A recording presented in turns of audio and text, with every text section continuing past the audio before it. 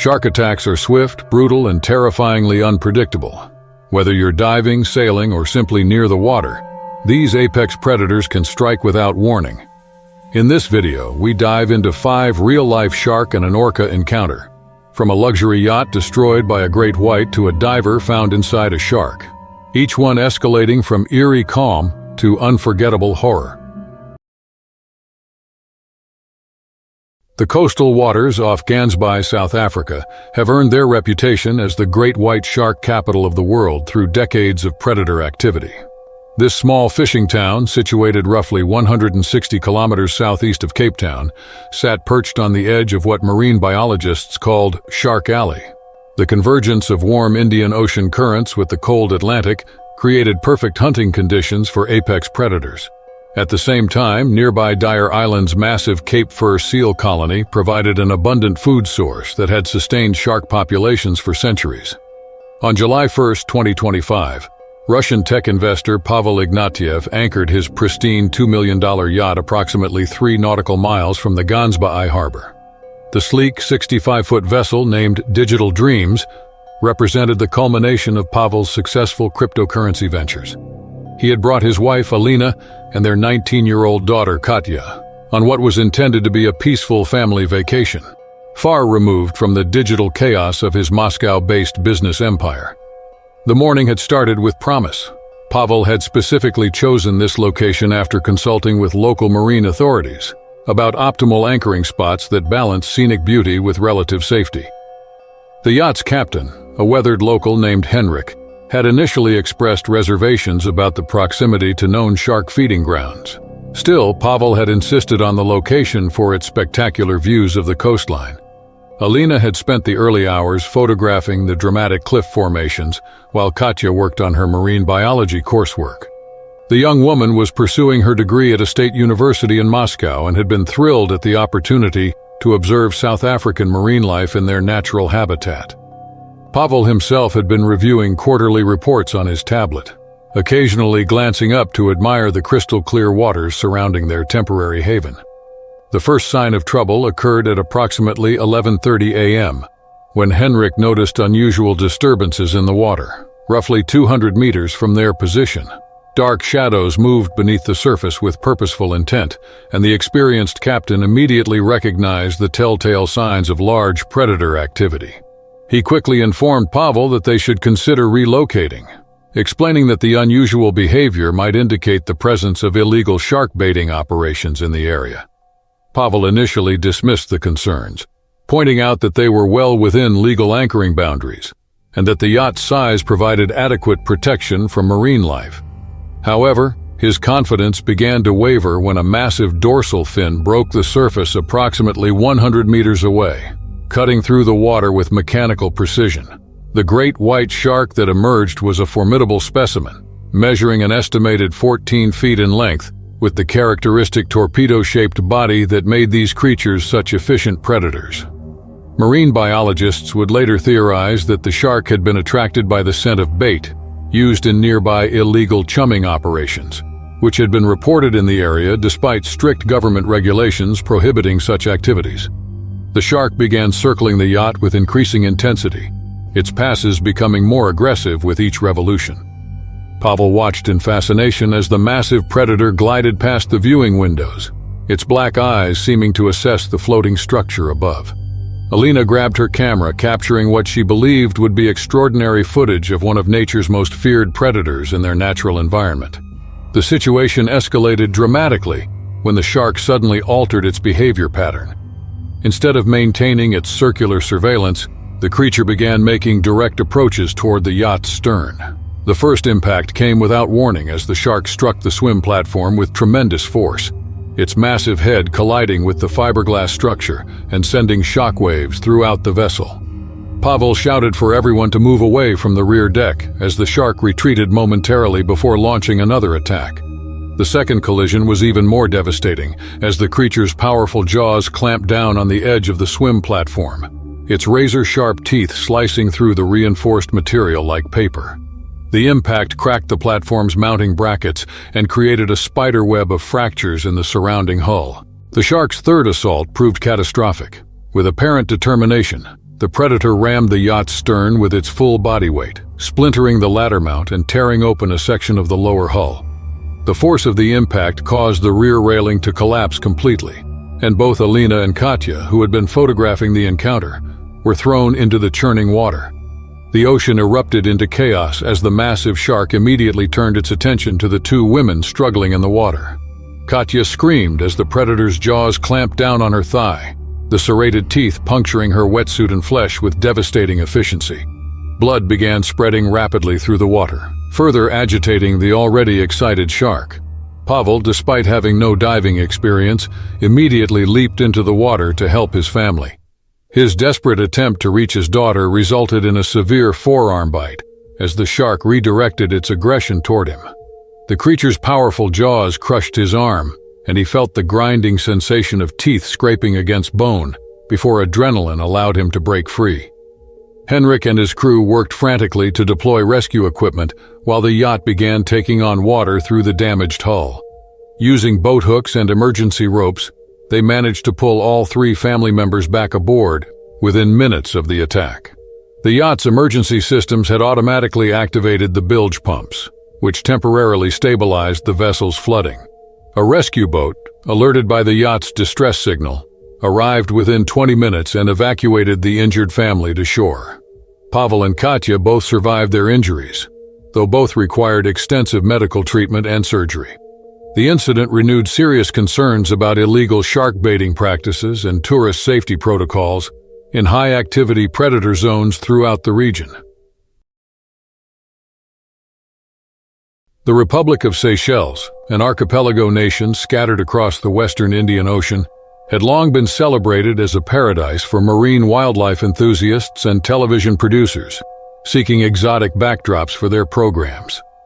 Located approximately 1,500 kilometers east of mainland Africa, the 115 granite and coral islands offered pristine waters teeming with diverse marine life, making them an ideal location for nature documentaries and travel shows.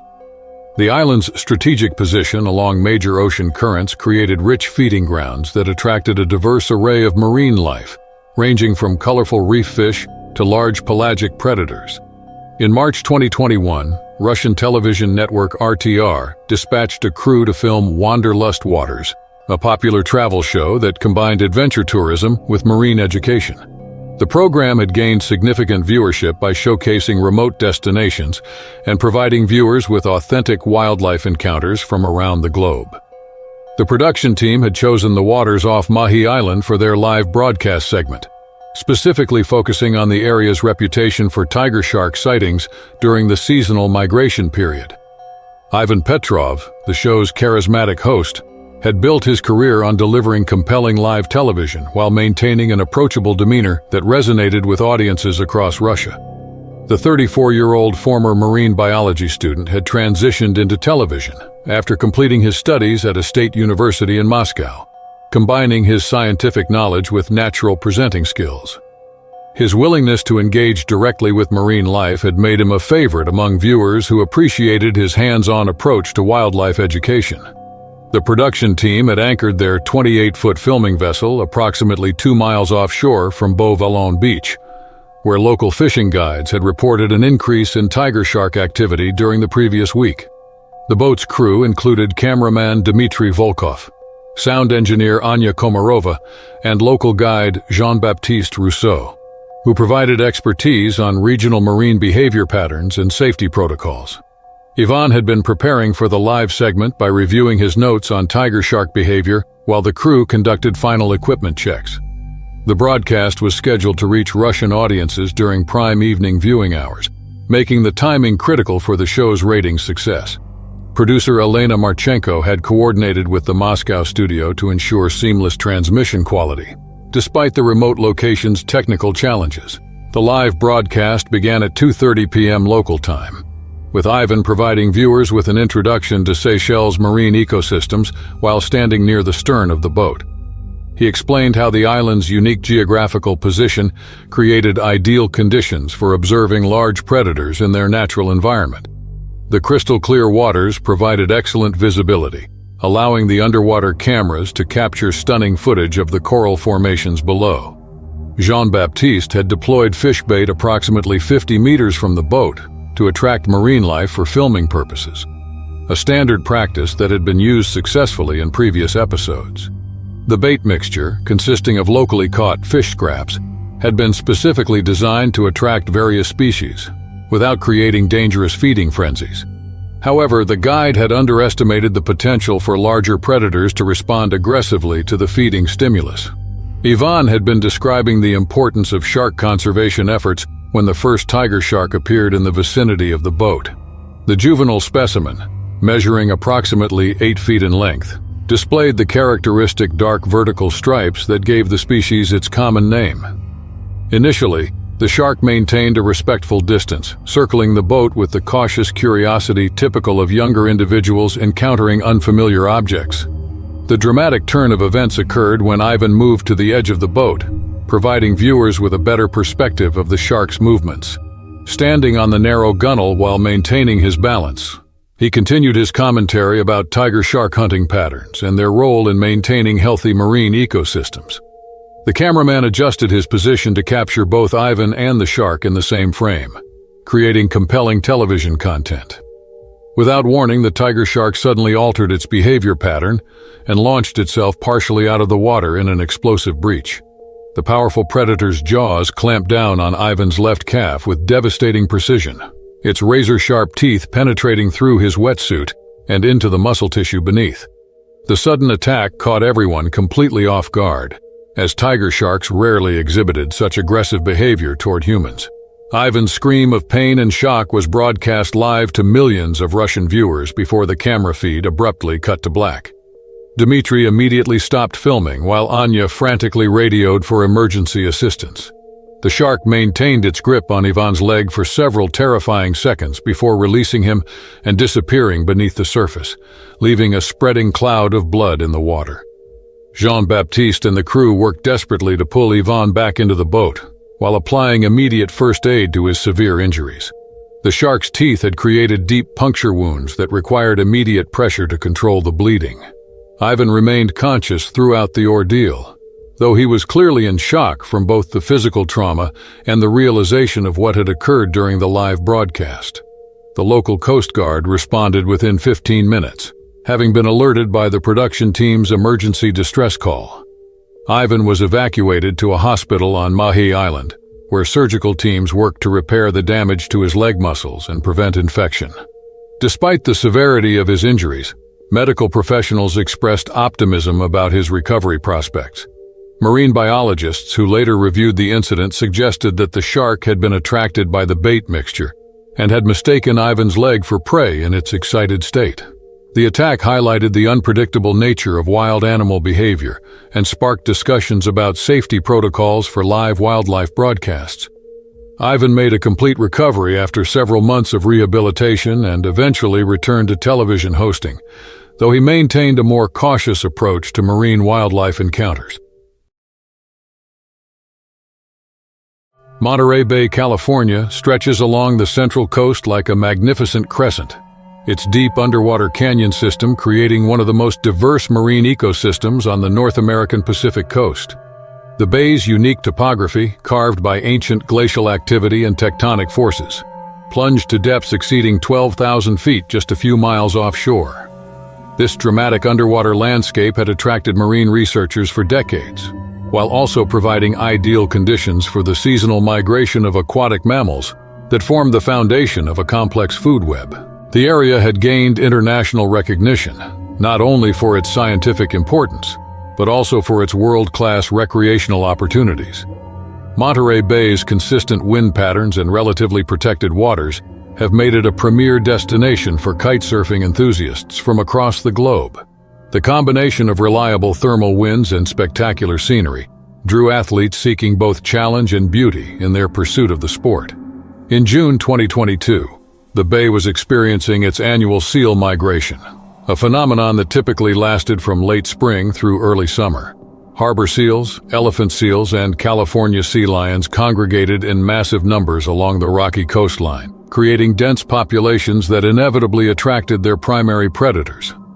Marine biologists have documented increased great white shark activity during these migration periods, although attacks on humans remain statistically rare. Alex Moreno, a 28-year-old professional kite surfer from San Diego, had traveled to Monterey Bay specifically to take advantage of the exceptional wind conditions that June had provided. Alex had been competing on the professional circuit for nearly a decade, earning recognition for his technical skill and fearless approach to challenging conditions. His sponsors had arranged for him to film promotional content in the bay, capitalizing on the area's reputation for producing spectacular action footage. The morning of June 15th had presented ideal conditions for kite surfing, with consistent 15-knot winds and relatively calm seas. Alex had launched from the beach near the marine sanctuary, positioning himself approximately half a mile offshore where the wind patterns were most favorable. His high-performance kite, a 12-meter racing model, provided excellent power and control in the prevailing conditions. Local marine authorities had issued routine advisories about increased shark activity in the area, standard protocol during seal migration periods. However, these warnings were common enough that most water sports enthusiasts had learned to strike a balance between caution and their recreational pursuits. Alex had been surfing in shark-inhabited waters for years without incident, maintaining what he considered a suitable level of awareness of his surroundings. The attack occurred at approximately 11:45 a.m., while Alex was executing a series of jumps in water roughly 30 feet deep. He had been focusing on his technique, using the steady wind to achieve significant airtime while maintaining control of his board position. The crystal-clear water provided excellent visibility, and Alex had been enjoying the opportunity to observe the marine life below during his session. The great white shark that emerged was a massive specimen, estimated at 14 feet in length, with the characteristic robust build of a mature adult. The predator had been hunting in the area, likely attracted by the nearby seal populations that formed its primary food source. Marine biologists would later theorize that the shark had mistaken Alex's silhouette against the surface for a seal, a common factor in many shark attacks on surfers. The shark's breach was spectacular and terrifying, as the massive predator launched itself partially out of the water with explosive force. Alex barely had time to register the creature's presence before its powerful jaws clamped down on his lower left leg, the serrated teeth slicing through his wetsuit and into the muscle tissue beneath. The impact knocked him off his board and dragged him beneath the surface as the shark attempted to subdue what it perceived as prey.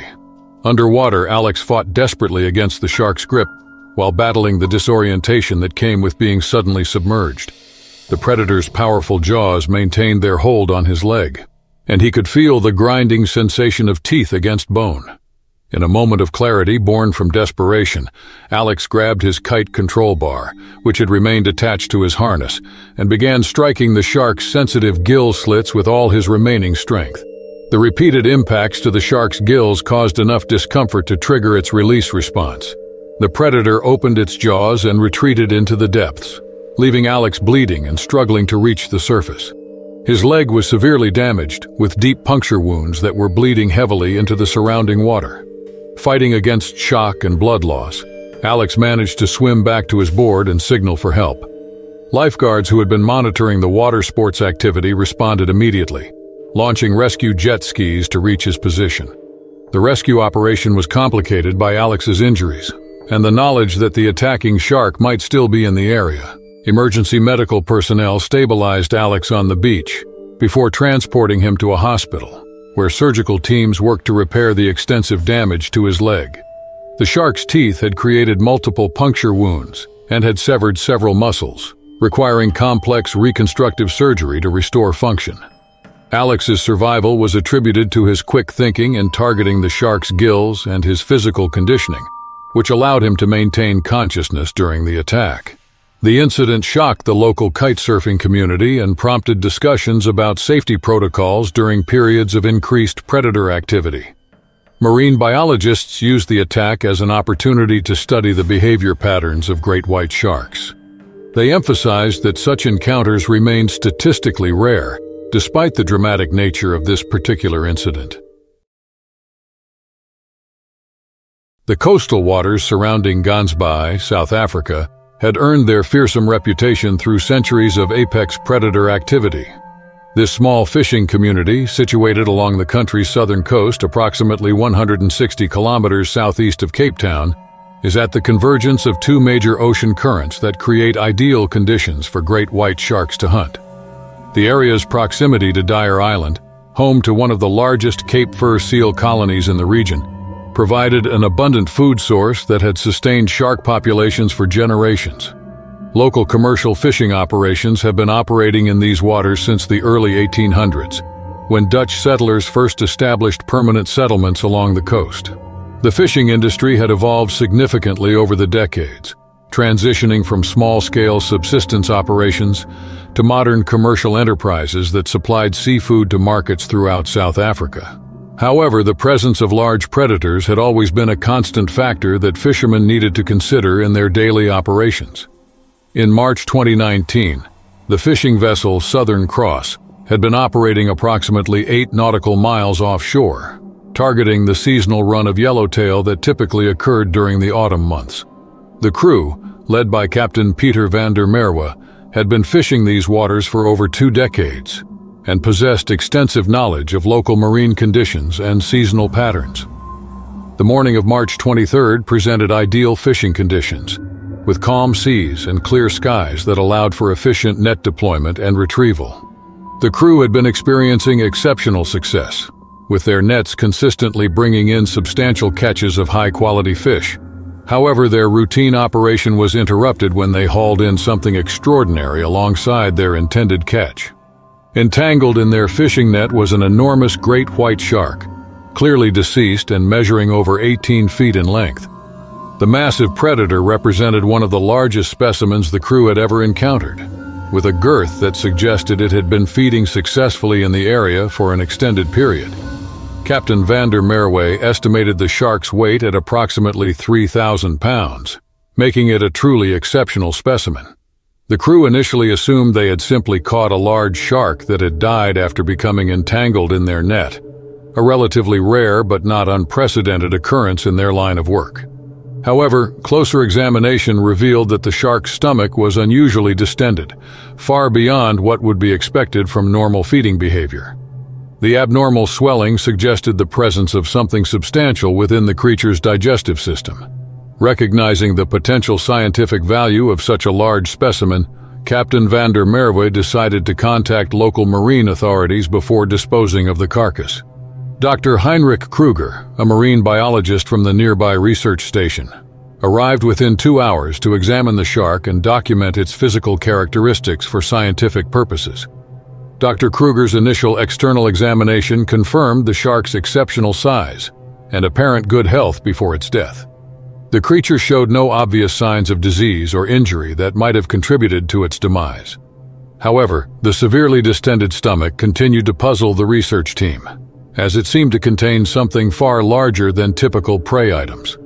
The decision to examine the shark's stomach contents was made after consultation with local authorities and in accordance with established protocols for handling marine specimens.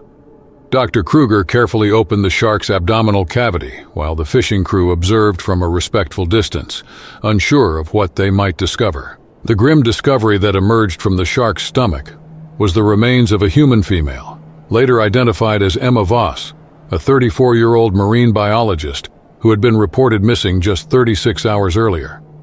Emma had been researching seal behavior near the local colony when she failed to return from her scheduled dive. Search and rescue operations had been initiated immediately, but rough weather conditions had hampered their efforts. Emma had been working on her doctoral thesis, which focused on the interaction between marine mammals and their predators in South African waters. Her research had required extensive diving in areas known for shark activity, though she had always followed strict safety protocols and had never dived alone. Her diving partner, Dr. Marcus Hoffman, had been forced to abort their planned dive due to equipment malfunction, leaving Emma to conduct a brief surface observation session instead. The recovery of Emma's remains provided tragic closure to the search operation, while raising serious questions about safety protocols for marine research in predator-heavy waters. Dr. Kruger's examination suggested that the attack had occurred quickly, with the shark's massive size allowing it to consume such large prey in a single feeding event.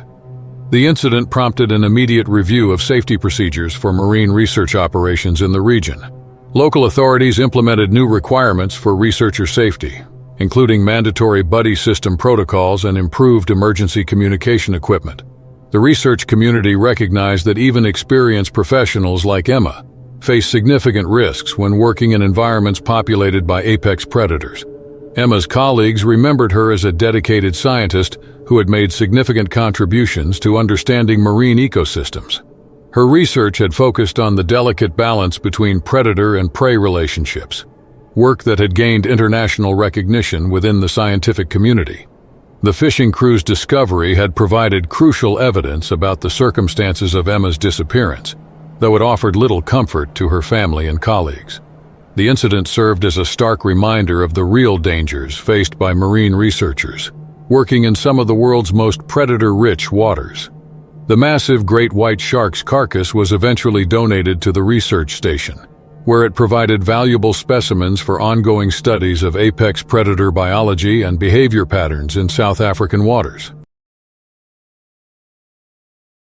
The Pacific Northwest's coastal waters had long been recognized as one of the world's premier marine ecosystems, where the convergence of warm Pacific currents with cold Arctic waters created ideal conditions for diverse marine life.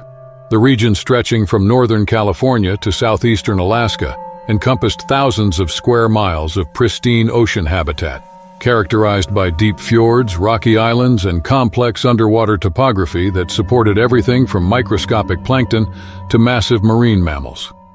The San Juan Islands, scattered across the northern reaches of Puget Sound, had become synonymous with orca whale populations that had inhabited these waters for thousands of years.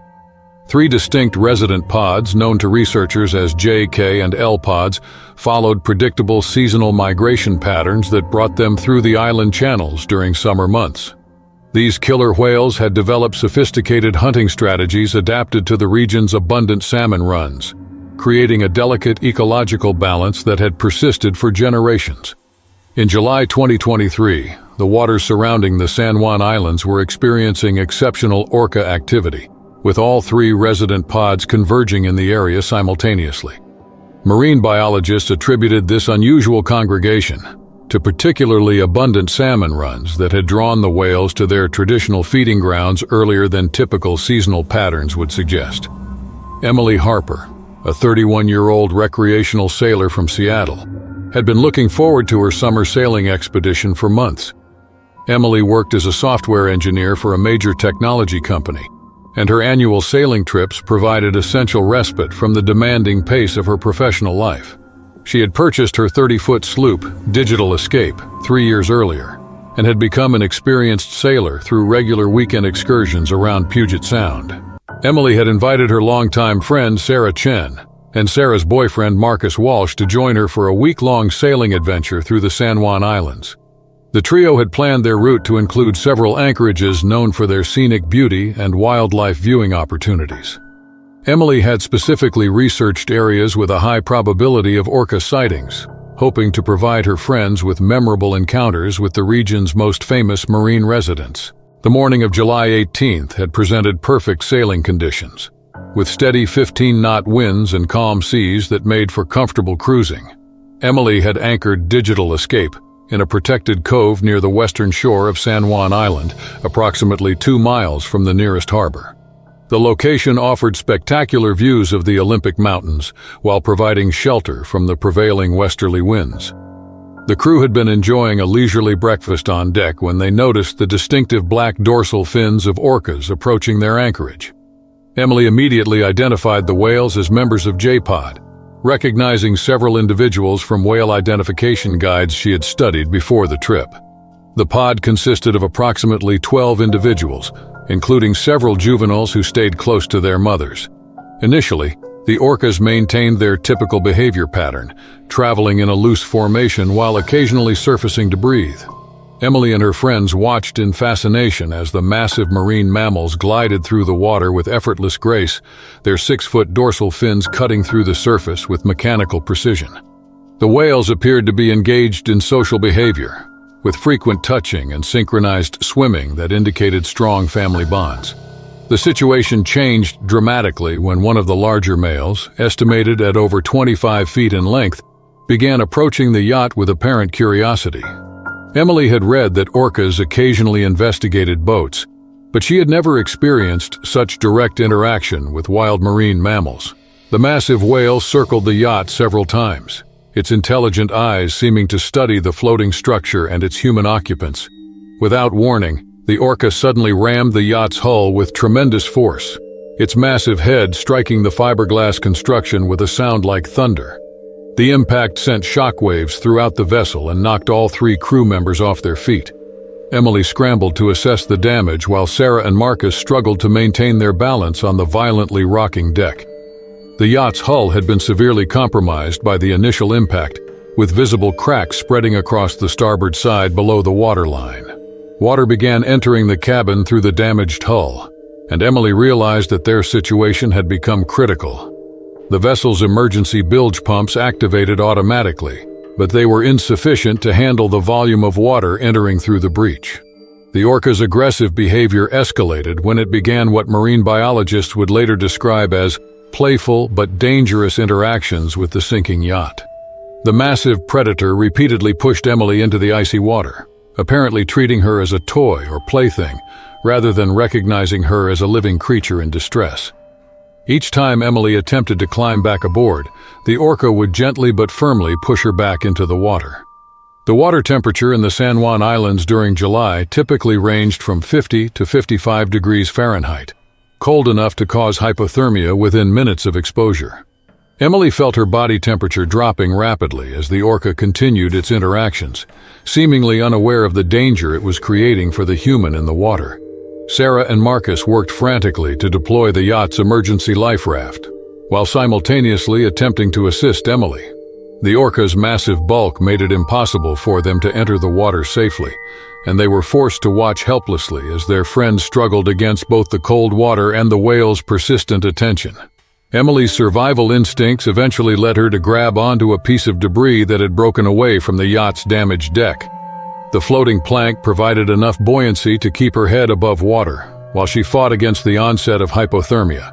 The orca seemed to lose interest in her once she stopped actively swimming, and the massive whale eventually rejoined its pod. Sarah and Marcus managed to pull Emily back aboard the partially submerged yacht, where they immediately began treatment for hypothermia and shock.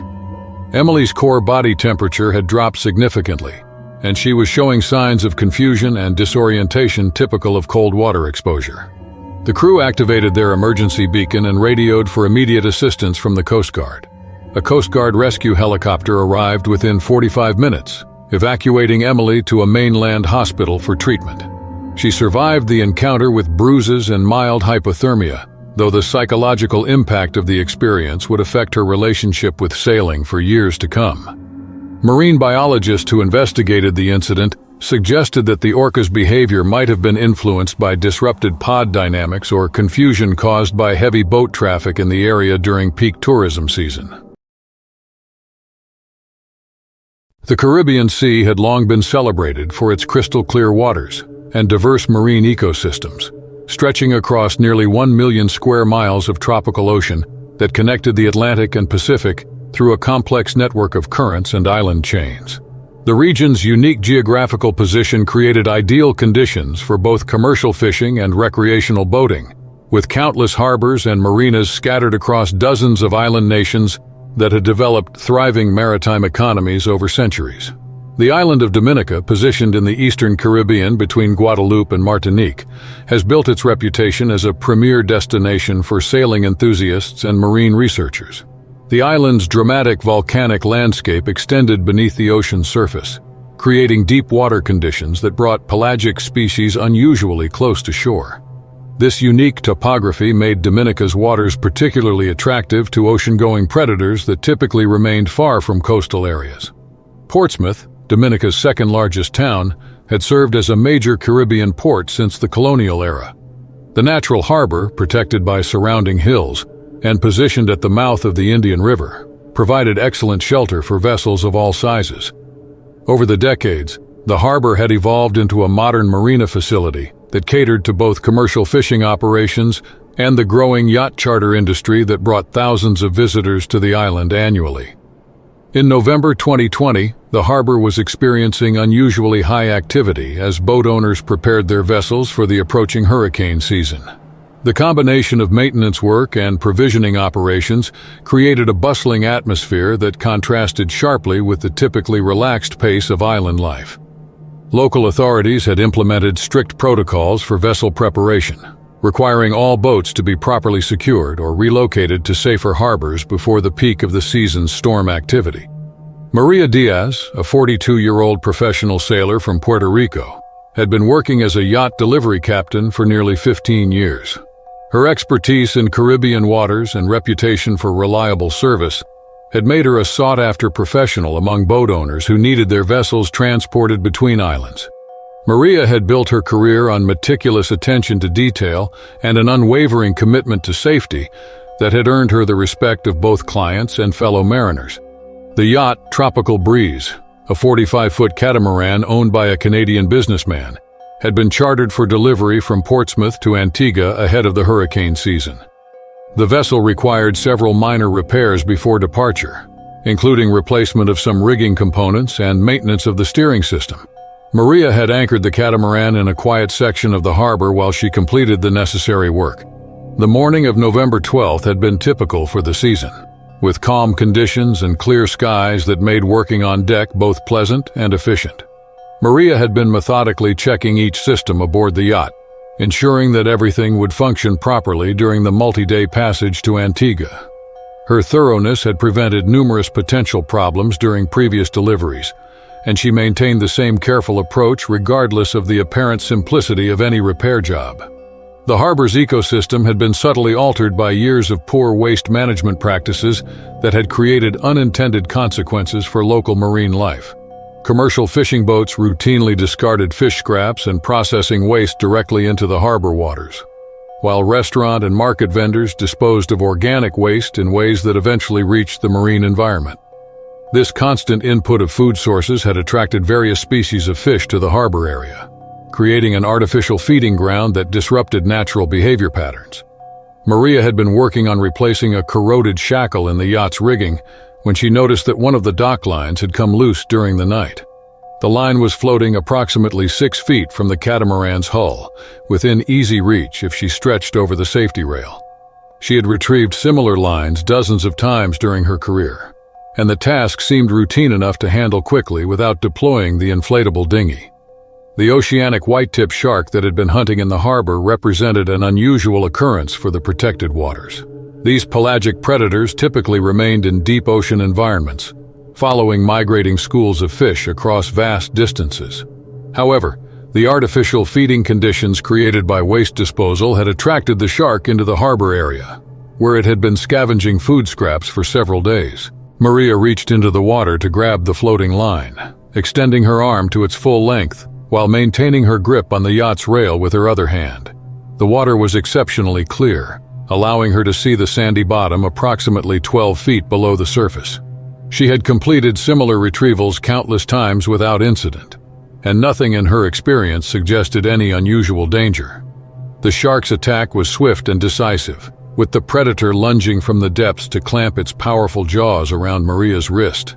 The oceanic whitetip's characteristic persistence immediately became apparent as it maintained its grip while attempting to pull her into the water. Maria screamed in pain and shock as the shark's serrated teeth penetrated her skin and began crushing the bones in her wrist. Recognizing the immediate danger, Maria grabbed a large adjustable wrench from her toolbox with her free hand and began striking the shark's snout with desperate force. The impacts had little initial effect on the determined predator, which continued its attempt to drag her into the water where it would have a significant advantage. Maria's position on the yacht's deck provided her only leverage against the shark's superior strength and aquatic mobility. After receiving multiple strikes to its sensitive snout area, the shark finally released its grip on Maria's wrist and retreated into the deeper water of the harbor. The predator continued circling the yacht aggressively for several minutes, apparently reluctant to abandon what it still perceived as a potential meal. Maria watched in horror as blood from her injuries attracted the shark's continued attention.